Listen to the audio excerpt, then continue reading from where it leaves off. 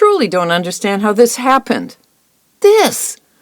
One day I was young, went to bed, and when I woke up, I was old. That's how it happens. Without warning, you're there. Anyone who says it happens in a different way, or that getting older is no big deal, is a liar, pants on fire. Getting older is a very big deal. Welcome to When Seniors Fly. Thanks so much for joining me. I'm J.J. Hubel. I'm 75 years old, and this program is about big ideas with a little bit of attitude for people on the plus side of 50, like me.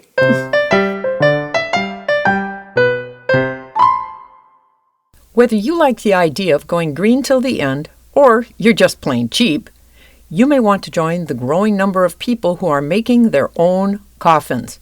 Yes, I said coffins. In the olden days, do-it-yourself skills were a necessity, and tools and supplies were found in nearly every home. If you needed something, you had to build it, and one of the things that needed to be built was a coffin. But why go to all the trouble of making your own coffin today when there are so many store-bought models available? Oh, sure, part of the appeal is saving money, but more importantly, folks who've done it tell us they wanted to put their personal stamp on something during this life that would carry them into the next life. In short, they wanted to express themselves to the end.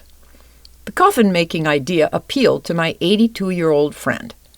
She had basic woodworking skills and made her own coffin in her garage and decorated it with rose molding to reflect her Scandinavian roots.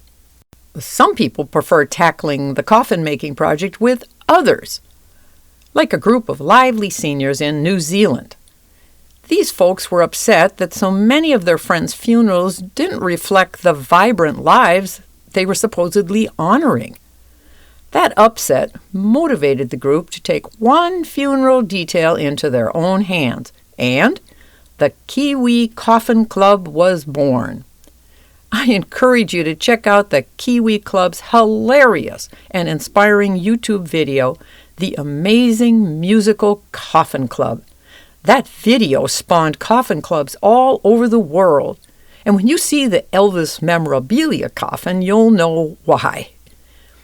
Maybe you don't have the skills or a fun DIY group of friends, but you might have a community education program nearby that could help. And many 50-plus communities provide workshop space and maybe even provide the people with the know-how to get the project rolling. Or you can Google the words "make your own coffin" to get online tips and tutorials from other do-it-yourselfers. Who knows? Maybe you'll start a DIY coffin club in your hometown.